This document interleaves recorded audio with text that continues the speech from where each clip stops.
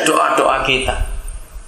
Dalam nama Yesus, Tuhan, orang Melayu diselamatkan, orang Madura, orang Sunda, Tuhan selamatkan mereka.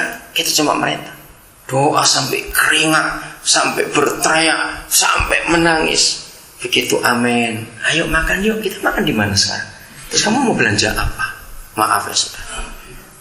Itu doa yang tidak bertanggung jawab, saudara. Maka itu transformasi nggak terjadi.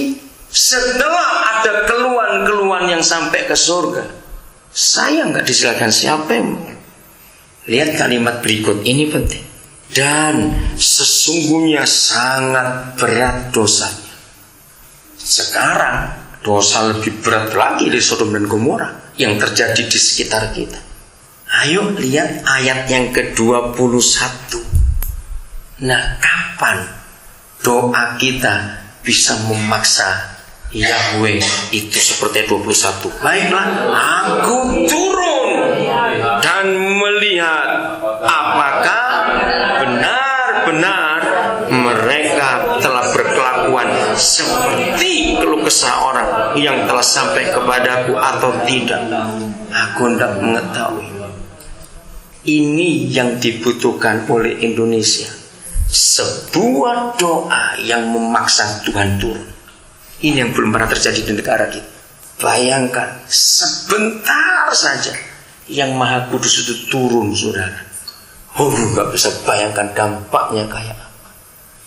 Ayo kita cari doa model apa, sikap hati gereja yang seperti apa, yang bisa membuat yang Maha Kudus bertakhta di surga enggak betah.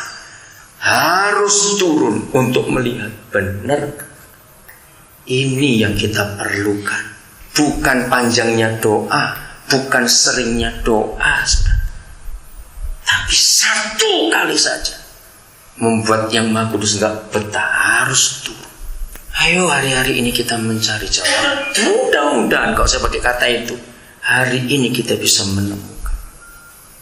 Jadi doa itu enggak cuma melontarkan kata-kata ke udara, tapi doa itu harus bertanggung jawab. Artinya apa? Kalau kita sudah doakan satu suku, kalau kita sudah doakan satu daerah, kita harus bertanggung jawab, minta. Beritahukan Bapak strateginya apa. Itu baru benar. Kalau kita cuma pintar melontarkan kata-kata ke udara saja, dan kalau kita cuma pintar menyuruh Tuhan, bagaimana? Yang masih ingat ketika Pak Damaris almarhum pernah ngomong soal ini, itu sudah tahun 80-an, hamba Tuhan satu ini, wah, paling ganas itu.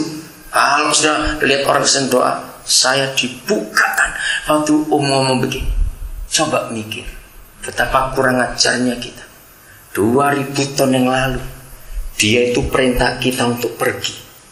Sekarang setelah dia mau datang lagi, kita perintah balik dia, selamatkan, selamatkan, selamatkan. Kalau cuma saling merintah, dia perintah kita pergi, ternyata kita perintah balik dia selamatkan. Nah yang pergi ini siapa? Setan juga. Waktu dia ngomong begitu, betul juga. Maka itu gak ada yang pergi-pergi, karena dua orang cuma suruh-suruhan.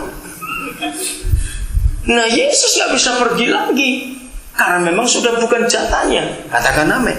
Jatah kita yang pergi. Maka itu berhenti hanya merintah dia sekarang, saudara. Ada sesuatu yang kita harus buat. Keluaran 33 ayat 17. Setiap kali saya baca ayat ini, saudara, gak cuma merinding, gak cuma terpukau, tapi berkecamuk di hidup saya. Kapan ini terjadi pada gereja di Indonesia? Saya tidak pernah menemukan janji tentang doa sehebat ayat ini di kitab suci kita. Dan itu enggak main-main. Maka itu berusahalah supaya kita semua bisa sampai pada posisi yang seperti ini. Berfirmanlah Yahweh kepada Musa, juga hal yang telah kau katakan ini. Saya berhenti dulu. Apa arti mengatakan sesuatu kepada Tuhan dalam bahasa agama? Doa bukan? Di dalam bahasa agama, doa itu adalah mengatakan sesuatu, mengucapkan sesuatu. Seperti orang-orang di zaman Sodom Gomora berkeluh kesah, mengucapkan itu. Garis bawah Alkitab saudara. Saya ulangi, juga hal yang telah kau katakan ini akan ku lakukan. Orang Jakarta bilang gila ini. Saudara belum nangkap karena dari wajahnya saya tahu saudara belum tersentak. Tapi saya beri pertanyaan ini. Menurut saudara dari firman Yahweh ini yang ngomong dia loh, ini bukan Musa. Berfirmanlah Yahweh. Pertanyaan begini.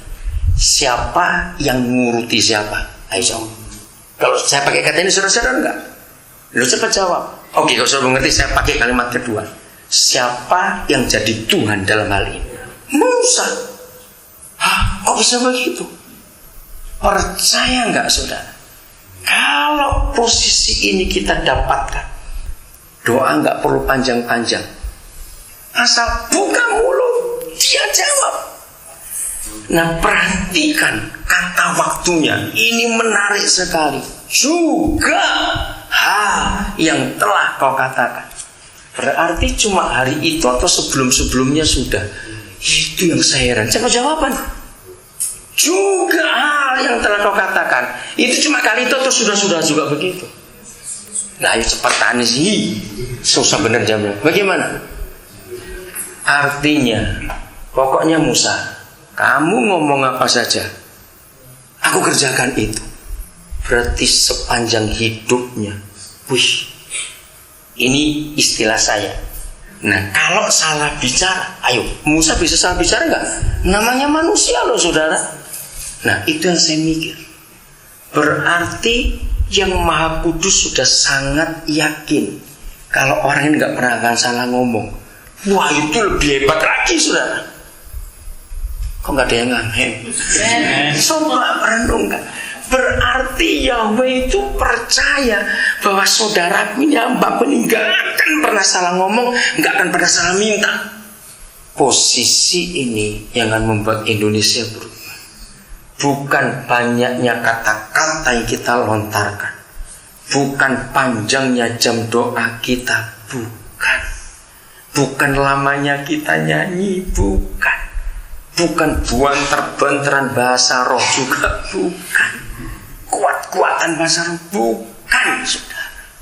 Ayo kita cari posisi ini sampai yang Maha Kudus bisa ngomong juga hal yang tak telah kau katakan akan kulakukan. Sebab saya sangat percaya firman ini gak cuma untuk Musa. Katakan amin. Tidak. Yang Bapa katakan kepada siapa saja di Alkitab itu untuk anak-anaknya semua. Sebab dia gak pernah pilih kasih. Saya percaya semua kita tertantang melihat ada posisi yang sehebat ini. Juga hal yang telah kau katakan ini akan kulakukan. Syarat pasti suara ingin tahu gimana caranya. Ayo kita puasa 40 hari kali 10 ya mati. Bukan itu. Ayo kita beri persembahan, tiap kali persembahan 10 juta. Tuhan gak mata duitan. Jangan kita pakai konsep itu. Syaratnya gak usah jauh-jauh cari, di ayat yang sama. Ayo kita baca, cuma 2 syaratnya. Wah, ini menyenangkan sekali. Cuma 2. 1. Kenapa yang Maha Kudus bisa memberi jaminan sehebat itu kepada Musa? Kata apa berikut? Karena, nah itu kuncinya. Karena, maka itu saudara kalau kita membaca firman Tuhan, pelajari tata bahasanya juga, karena di situ ada rahasia yang luar biasa.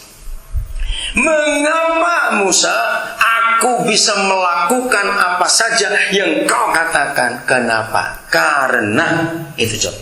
1, apa? Engkau telah mendapat kasih karunia di hadapanku. Yang kedua, aku mengenal engkau. Suatu kali saya dengar khotbah tentang favor, tentang mendapat favor itu sulit diterjemahkan bahasa Indonesia apa? Mendapat perkenanan, kurang cocok. Apa ya? Hal yang menyenangkan Tuhan. Nah, Musa itu mendapat favor. Kalau saudara baca ketika Gabriel menjawab pertanyaan Maria, kata pertama kali dia datang kepada Maria,